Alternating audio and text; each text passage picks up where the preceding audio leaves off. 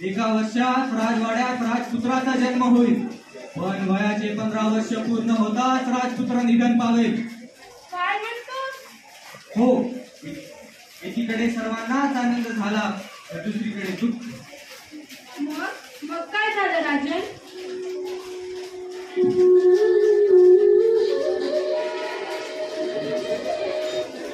बरोबर 1 वर्षानंतर चैत्री पाडव्याच्या दिवशी माझा जन्म झाला. राज्याला वारस मिळण्याच्या आनंदोत्सवात येणाऱ्या दुःखाला लोक विसरले. मोठ्या धूमधडाक्यात मी राजवाड्यात वाढू लागलो. प्रजेचे पालन करते माझे बाबा त्या दिवसापासून जन्माला आलेल्या सर्व मुलांना राजवाड्यातच बोलून घेतले व माझ्यासारखीच त्यांचीही देखभाल केली. आनंदाच्या राशीवर खेळता खेळता 15 वर्ष वाऱ्यासारखी उडत गेली. 16व्या वर्षीचा पाडवा उगवला आणि तो आमच्या नगरीचे सुख चैतन्य हिरावून देण्यासाठी. खेळता खेळता मला उचकी लागली आणि माझा देह गुलाब फुलांच्या ताट्यावर प्राण झाला.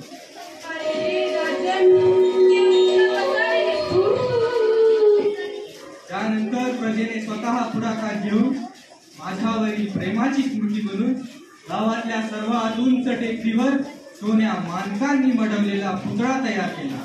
त्यांना सुखी सुखी वाटणाऱ्या राजपुत्राचा, राजनचा. अरे वा, खरंच तू भाग्यवान आहे. प्रजेचं खरं प्रेम मिळालं तुला. अभिमान वाटला पाहिजे तुला तुझ्या प्रजेचा. हो आनंद बाळा, अभिमान वाटतो मला, पण दुःख होते ते वेगळेच. वेगळं? कसलं दुःख होतंय तुला? मित्रा, राजवाड्यात होतो तोपर्यंत राजवाड्यातल्या उंच भिंती बाहेरील विश्व मला दिसत नाही. पण आज एवढ्या उंचीवर असल्यामुळे नगरीतले प्रत्येक घर मला दिसतं. प्रत्येक घरातील दुःख, क्लेश, यातना मला दिसतात.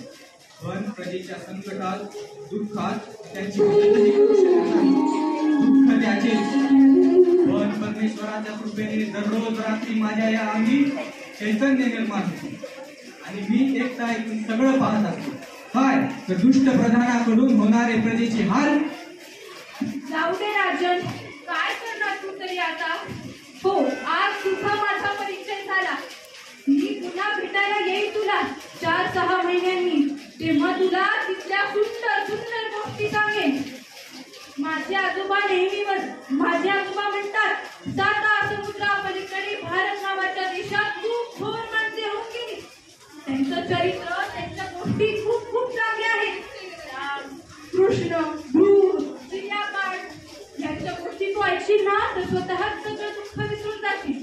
हो आनंद बाळा, ह्या गोष्टी मीही ऐकल्या आहेत. मुलं ही देवाघरची फुलं. मुलांना ज्ञानाचा सुगंध दिला आणि दुःखाला प्रेमळ स्पर्शाने सुखवलं व स्वतः बचवलं. मग मी नको का माझ्या प्रजेला काही मदत करू? पण कशी करणार तू मदत? तोच विचार करतोय. तू थोडं सहकार्य करशील मला या कामी? आणि तुला सहकार्य? गंमतच म्हणायची. मी काय करणार तुला सहकार्य? आनंद, हे पहा, माझ्या अंगावरचे दाग दागिने, सोन्याचा पत्रा, मी सगळं सांगतो ते आता लोकांना नेऊन दे. ही मदत मिळाली की लोकांची दुष्ट प्रधानाच्या कचाट्यातून सुटका होईल व ते सुखी होतील. कमालच आहे बुवा तुझी. तुझं काय शक्य आहे ते? मी कुठे जाणार त्यांना शोधायला? आणि तुला तर माहित आहे 4-8 दिवसात भयानक थंडी पडते या गावात. सगळे जोडीदार पोहोचले पण असतील तिथे अशोकवनात. मज्जा मारत असतील तिथे सफरचंदांच्या बागेत. आनंद बाळा, तू खूप चांगला आहेस, प्रेमळ आहेस. मदत करणं तुला पण आवडतं ना रे? हो, दुःखी आडल्या रडल्याला मदत करावी असं आई बाबा नेहमीच म्हणतात व तोच खरा धर्म असंही सांगतात. पण कसं शक्य आहे रे ते? मित्रा, ते पहा, डावीकडच्या उंच टेकडीवर म्हातारा चित्रकार गाठ्याने थरथरतो आणि आता तो मरणार की काय असं पण वाटू लागले. तो वाचायला हवा. त्याने काढलेली चित्र खूप महत्वाची आहेत.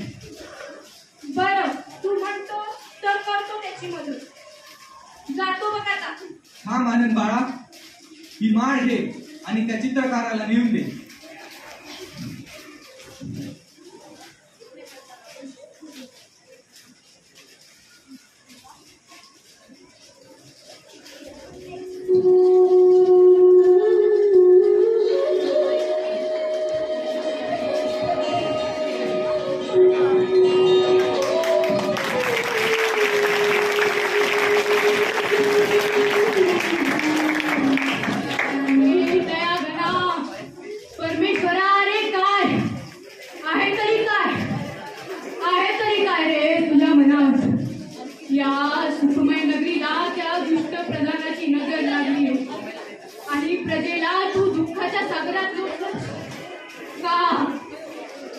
खूप सुखात होते ते म्हणून दुःखाची चव पाहण्यासाठी नाही नाही नाही मला माहित आहे तुझं तर कधी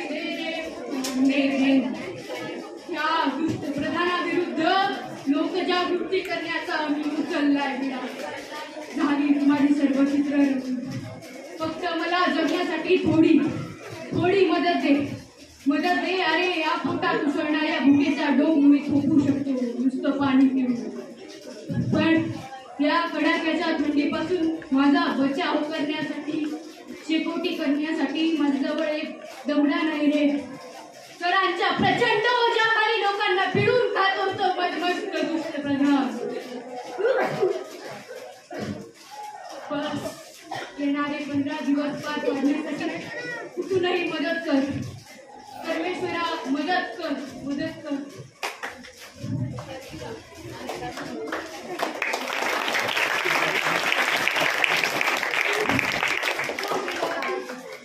माझं नाव आनंद तुमच्या राजनचा मी मित्र त्याच्याकडूनच आले तुमच्यासाठी मदत घेऊन हे घ्या आहार पिका व याच्या पैशातून शेकोटीची लाकडे व अन्न पदार्थ आणून प्रदर्शनाची तयारी करा राजनच्या प्रजेला पुन्हा पूर्वीसारखा सज्जन राजा निवडण्यासाठी स्फूर्ती द्या सर्वत्र आनंद फुलावा आनंद वा बेटा वा परमेश्वरा खरोखर दयाघना धन्यवाद बाबा माझा प्रणाम सांग राजपुत्र राजनला प्रणाम राजन प्रणाम